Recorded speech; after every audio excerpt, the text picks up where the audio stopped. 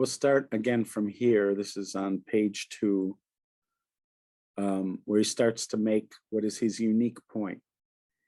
When we study the Rambam, we are certainly studying a work that influences Jewish thought for the rest of time up until our day. But there are subjects in which the Rambam, as influential as he was and important as he was, does not end up representing what we would call the main body of explanation, or he isn't the main point of theology. This subject that we're discussing, it's going to go back and forth. At the end, we're going to get to 13 principles of faith of the Rambam. They are quoted to this day. And although there were some people who argued about them, they seem to have sort of won the day. And his 13 principles continue to be considered by most people requisite principles of faith. In other words, somebody, if they are going to declare themselves representative of Jewish thought, they must comply with these 13 principles of faith. Almost across the board today in the Orthodox world, you find people still referencing the Rambam's 13 principles of faith. So, for instance, the Ani Mamin, there are those are written based on the Rambam's 13 principles of faith. Also, the prayer Yigdal is really a poem based on the Rambam's 13 principles of faith. They continue to be influential and really the go-to when kind of list when it comes to people's belief about what are the important principles of faith. On the other hand, his understanding of what happens in the world to come and what happens at resurrection of the dead, they do not seem to be standard. What is surprisingly becomes standard is more of a Kabbalistic outlook. We tend to be taught these things by Hasidic works or mystical works. Even the Lithuanian works that talk about this, they tend to be influenced more by the mystics. And the Rambam, it does not seem like the Rambam had access to the same materials that the mystics were working with. There is some discussion about this historically, but it seems for the most part that the Rambam did not have access to the mystical texts that have become more standard fare when talking about the world to come, the nature of the world to come, and especially what happens in the world of what we call resurrection of the dead. So even when some of the things we were reading in the Shmona Prakim, where he seemed to suggest that the world is designed by God, things are built into the world, but that that God is not micromanaging. In other words, the world has the divine built into it and has the divine intent built into it, and then it sort of works that way. Whereas if you listen to these kinds of discussions from a Hasidic point of view, God is involved in every detail of your life. He's involved in every breath you take, every move you make. I believe that's a song. Da da da da da da da da da da. He's watching you. So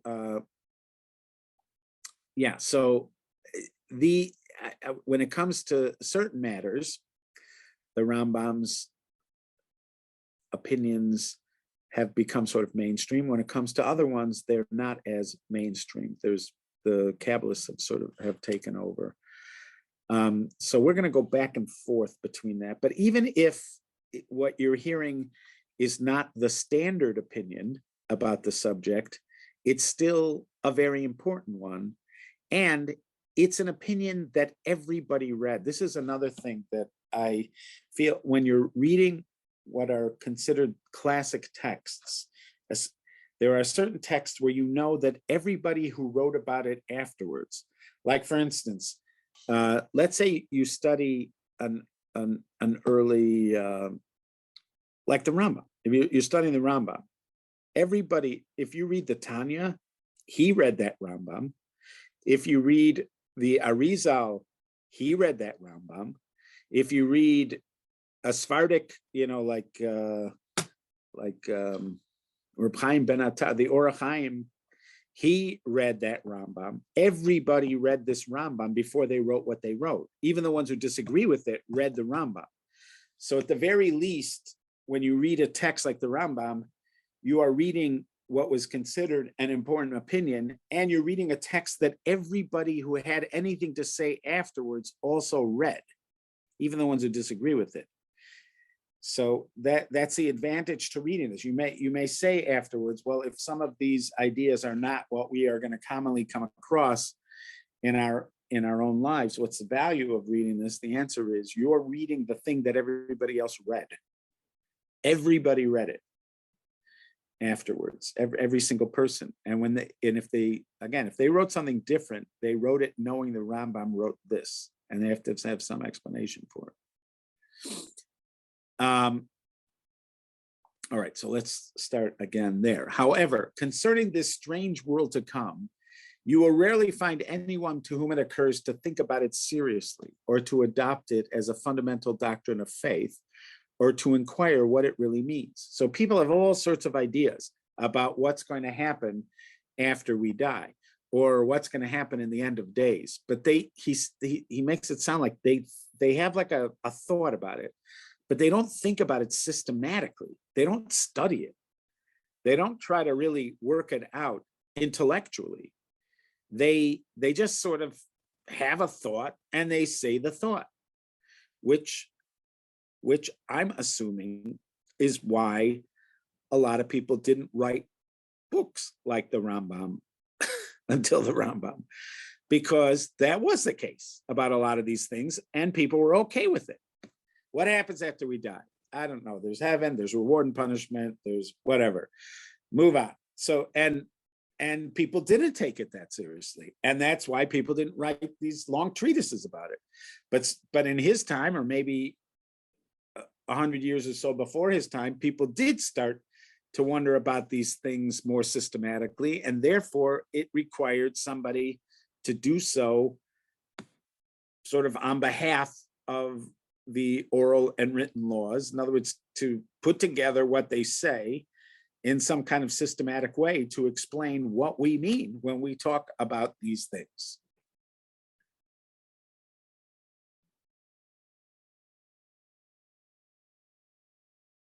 Whether the world to come is the ultimate good or whether some other possibility is, nor does one often find persons who distinguish between the ultimate good itself and the means which lead to the ultimate good. What everybody always wants to know, both the masses and the learned, is how the dead will arise. They want to know whether they will be naked or clothed, whether they'll arise in the same shrouds which they are buried, with some embroidery style and beauty of sewing, or a plain garment which covers their bodies. Or they ask whether when the Messiah comes, there will be rich and poor men, weak men and strong men, and similar questions. But they don't ask about the system. How do you get there? What leads to it?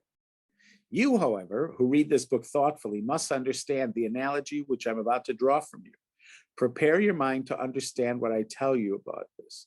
Imagine a small child who's been brought to his teacher so that he may be taught Torah, which is his ultimate good because it will bring him to perfection. However, because he's only a child and because his understanding is deficient, he does not grasp the true value of that good, nor does he understand the perfection which he can achieve by means of Torah.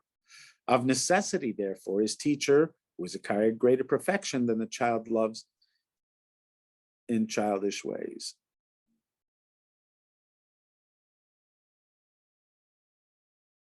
Thus, the teacher may say, read, and I'll give you some nuts or figs. I'll give you a bit of honey. With this stimulation, the child tries to read. He does not work hard for the sake of reading itself, since he does not understand its value. He does so in order to obtain the food. Eating these delicacies is far more important to him than the reading, and greater good to him. So again, you have this mentor. Think of Mr. Miyagi in The Karate Kid. He wants this kid to develop as a master of the martial arts. But if he just tells the kid, practice this move, he doesn't believe the kid will do it, or he won't do it.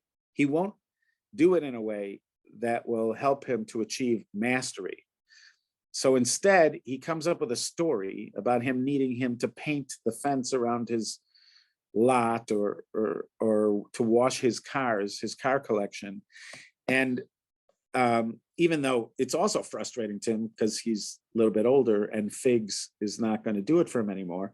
But if he continues to do, and he does continue to do the work that Mr. Miyagi asks him to do, eventually he finds that he now knows what the knowledge that where he's developed the knowledge and the physical ability to engage in the martial arts at a level of a master.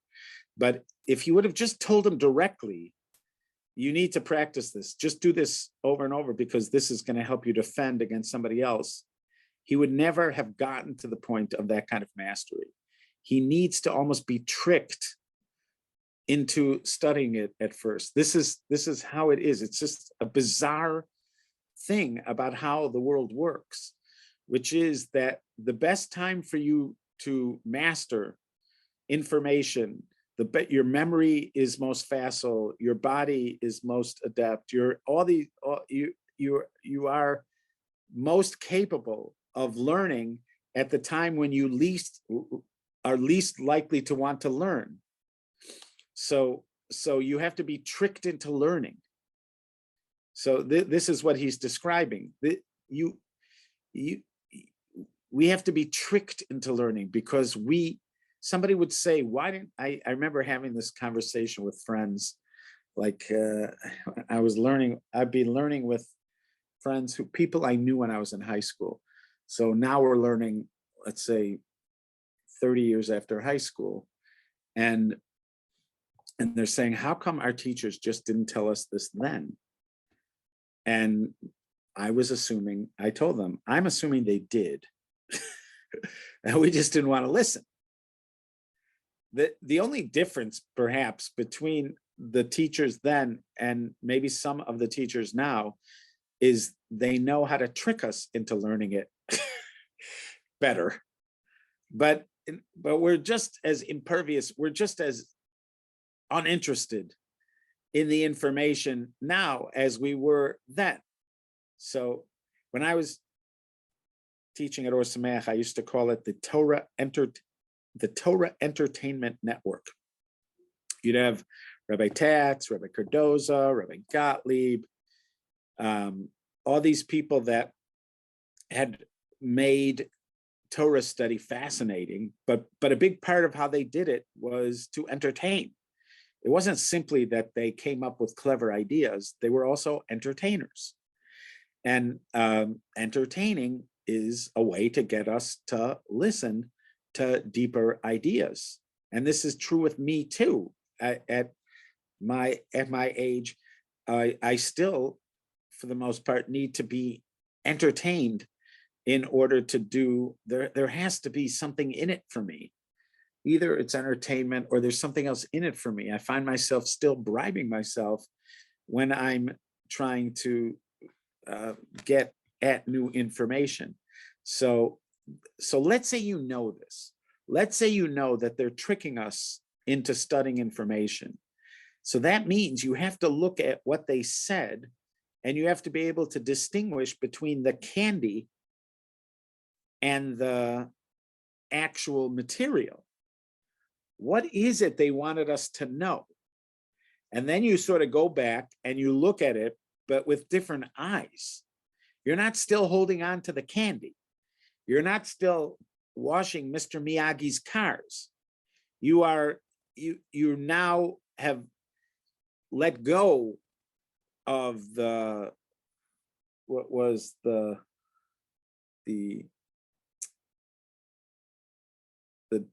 sort of device, and you've embraced what was the spirit, what was inside of it.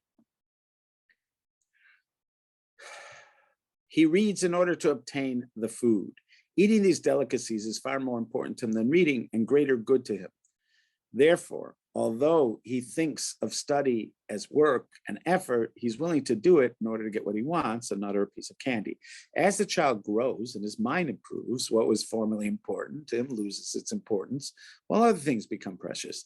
The teacher will stimulate his desire for whatever he wants then. The teacher may say to the child, read, and I'll give you beautiful shoes or nice clothes. Now the child will apply himself to reading for the sake of new clothes and not for the sake of the study itself. He wants the garments more than the Torah. This coat will be the end that he hoped to achieve by reading. As his intelligence improves, still more things, more and more things too become unimportant to him. He will set his desire upon something of greater value. Then his teacher may say to him, learn this passage or this chapter, and I will give you a dinar or two. Again, he'll try to read in order to receive the money, since money is more important to him than study. The end which he seeks to achieve through his study is to acquire the money which has been promised to him. Now, all of this is deplorable. However, it's unavoidable because of man's limited insight, as a result of which he makes the goal of wisdom something other than wisdom itself, and assumes that the purpose of study is the acquisition of honor, which makes a mockery of truth. Our sages call this learning not for its own sake. The actual term is lo lishma, not for its own sake. They had in mind the kind of person who performs the commandments and energetically studies Torah, not for their own intrinsic worth, but with some other purpose in view. Our sages warned against this and said, do not make the Torah a crown for self-glorification or a spade with which to dig, ethics of fathers. They hinted at what I've just explained to you, that the end of wisdom is neither to acquire honor from other men nor to earn money. One ought to not to busy oneself with God's Torah in order to earn one's living by it, nor should the end of studying wisdom be anything but knowing it. The truth has no other purpose than knowing that it is truth. Since the truth is truth, the purpose of knowing it is to do it. Let's review that again. The truth has no other purpose than knowing that it is the truth.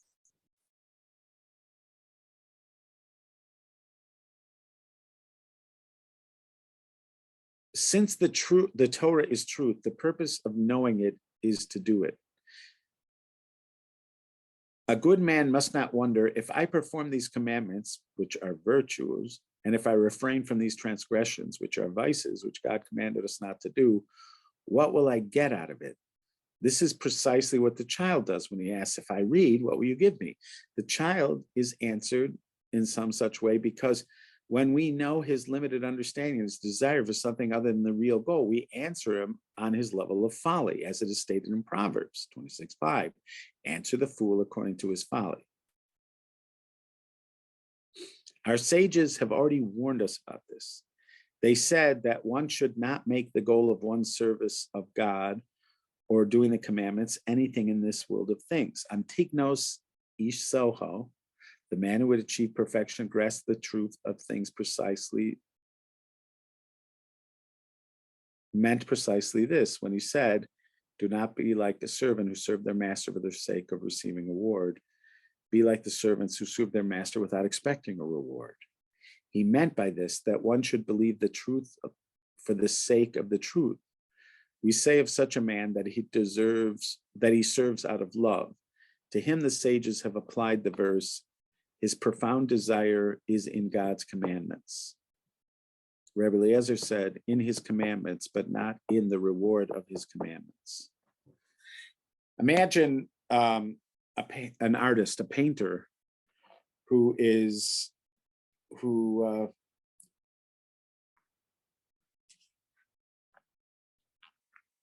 imagine Vincent van Gogh.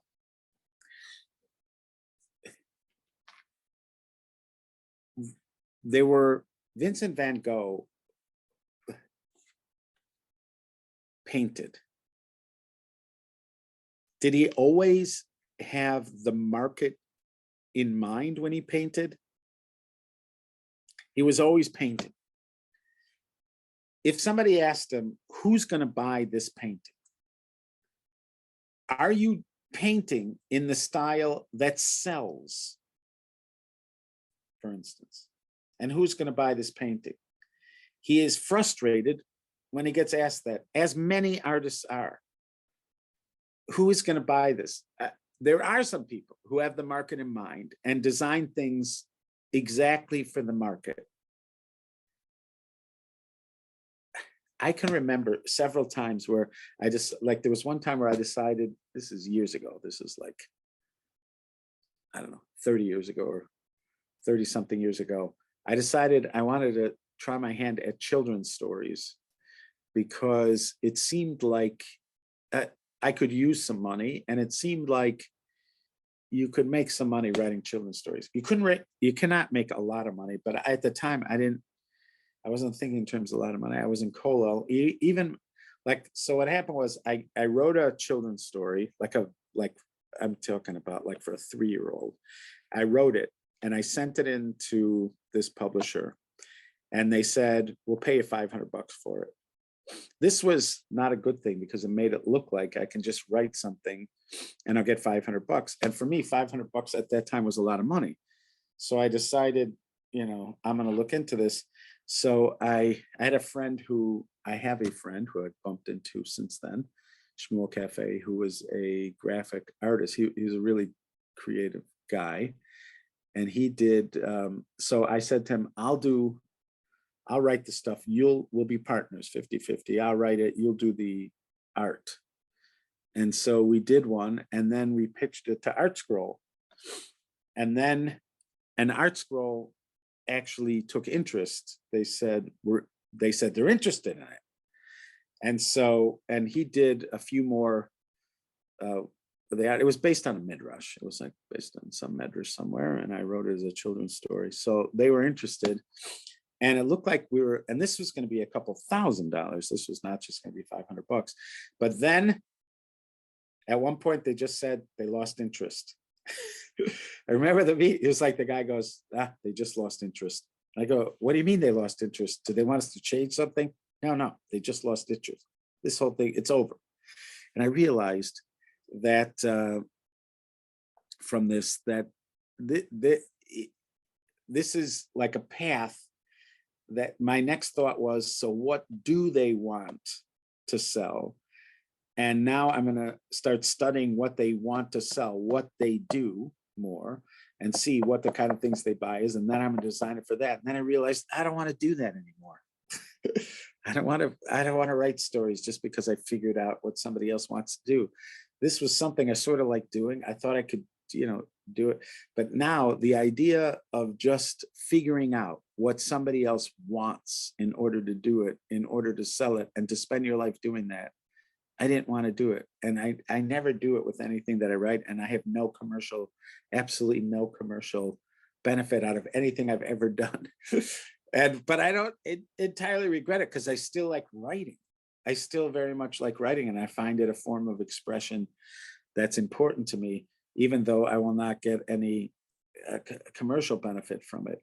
But if somebody would say, like, why did you write that? Like, who's going to print it or whatever? It actually annoys me when he asks it. And that's why I think I can empathize with somebody who's actually an artist, whose his expression is through painting. And somebody would just say to him, like, who's going to buy that? Who's going to buy that? And you're like, it's just, you're not doing it because who's going to buy it? That is how your learning is supposed to be. Your learning is supposed to be just because it's learning. What are you going to do with it? This is the most annoying thing for parents of children who are learning Torah into their 30s. What are you going to do with this? They are asking. How is this going to lead to anywhere? How is this going to be productive? But this person has been practicing learning at a level where, and they and they often get to this point where they are learning for the sake of learning, and they're not learning to do something with it. They're not going to write a book from it. They're not going to get a job from it. They just are learning for the sake of learning. And the Rambam is saying, the Rambam, who often is quoted from other people as suggesting that you need to be able to make a living, etc., he is saying, not from learning. And he says this in many places. That's not what you're not supposed to make your learning from living, your living from learning. You do need to make a living, but it should be from something else. Because when you're learning Torah, it should just be for the sake of learning Torah. If somebody asks you, what will come of this? You will say, I don't know. Hopefully I'll know what to do when if it's something that leads to something practical like that. Hopefully I'll know what to do, and I'll get better at knowing what to do. But other than that, I'm learning it because it's here to be learned.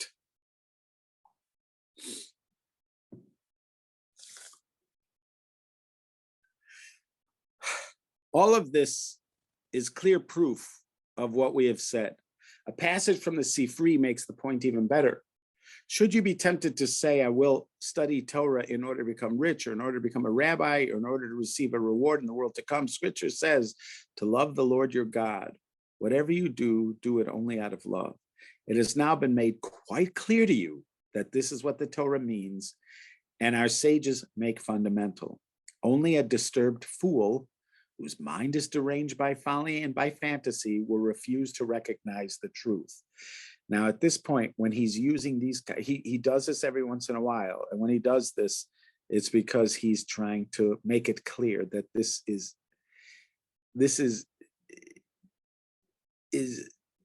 so important. This is absolutely so important that he's willing to sort of shame us into recognizing it. Abraham, our father, achieved this level. He served God out of love. We too must arouse to move in this direction. However, our sages knew that this is a very difficult goal to achieve, and that not every man can achieve it. One may understand the goal and still reject it, failing to apprehend that it is a principle of faith. Men do not do anything except to achieve profit or to avoid loss. Most men would regard any other action as useless and meaningless. Under these circumstances, it is hard to say to one who's studying Torah, do certain things and refrain from doing other things, not out of fear of divine punishment, not in order to require a reward.